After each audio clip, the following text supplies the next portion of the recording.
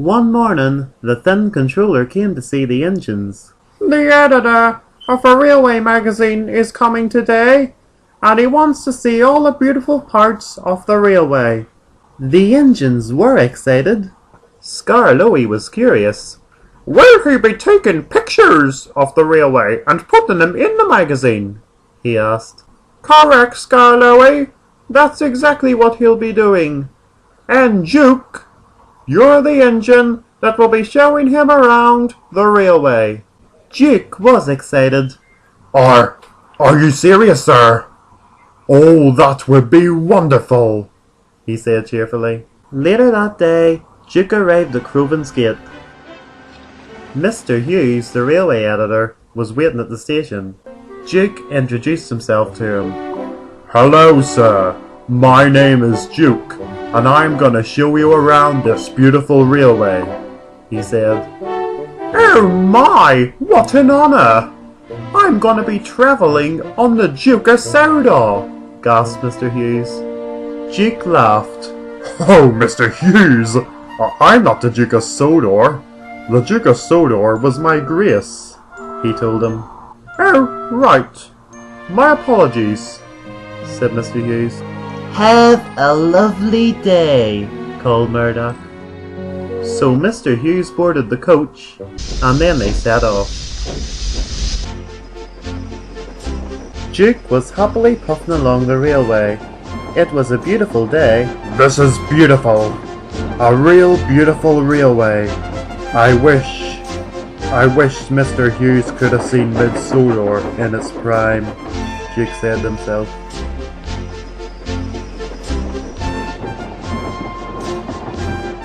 Duke went very slow so Mr. Hughes could take good pictures, and sometimes Duke even stopped so he could go outside.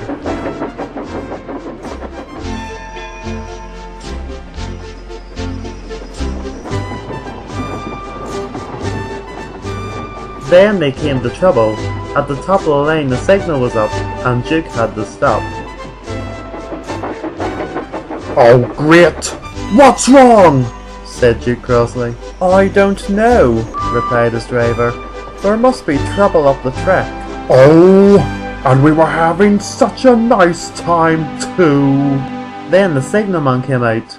There's some trouble. One of Duncan's coaches has came off the rails, and the passengers can't get to Crovan's Gate, he told them.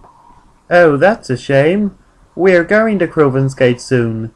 If there wouldn't have been 2 coaches full of passengers, we could have took them to Crovan's Gate, said Duke's driver. Yes, but here's the thing. A lot of the passengers were dropped off at the mountain station, so there's only a few passengers in each coach. So if there's only a few passengers in each coach, they might be able to fit into Mr. Hughes's coach, and then we'll be able to take them to Crovan's Gate station, so they will not be late, suggested Duke. Well, it's worth a try, sighed the signalman. Well, anything is worth a try for passengers. Passengers are important. Put it like this, in this day and age, if there was no passengers, there would be no railway, said Duke. Right then, Duke. We will give it a try, said the signalman. So Duke set off to find Duncan. When the coach derailed, it also derailed the back wheels on the first coach, which meant Duncan couldn't take the passengers onto the station. He was very cross, and Rusty came to help get the coaches back onto the track, but it was going to take a long time. Moments later, Duke arrived. And luckily, there was enough room in Duke's coach for the passengers from Duncan's train. You're gonna have to learn to go a lot smoother, Duncan, snapped Duke. It wasn't my fault! The coaches never behaved! Shouted Duncan crossly. Then Duke went on his way to Crovan's Gate. It was night time when he arrived. Mr. Hughes was very kind with Duke. Duke, I have met many engines in my life, but I have never met one as nice as you. Duke was pleased. Oh, thank you very much, Mr. Hughes. I have never seen an engine that cares as much about passengers. And you really care about your railway, which means you really are the Duke of Sodor, said Mr. Hughes. Duke smiled. Mr. Hughes, I hope I see you again someday. Don't worry, Duke. I'm sure you haven't seen the last of me, replied Mr. Hughes. Soon Duke returned to the shed. Hello, Grandpa. Did you enjoy yourself today? Asked Peter Sam.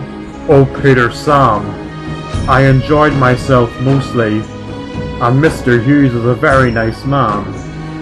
But what, Grandpa? Come on, out with it! well, twice today he called me the Duke of Sodor. It was very, very kind of him, but I don't know. It made me feel sad a bit because the Duke of Sodor was my grace and a very, very nice man. And I'm not him. I'm just an engine, said Duke. But Duke, there's something you need to realize. You're not any sort of engine. You are Duke, and that means something to everyone on this railway, said Sir Handel grandly. And another thing, Grandpa. Like you said, the Duke of Sodor was your grace. But you're our grace, said Peter Sam. Peter Sam is right. You're our grace, Duke. You always have and always will be. And after hearing that, Duke smiled until he fell asleep.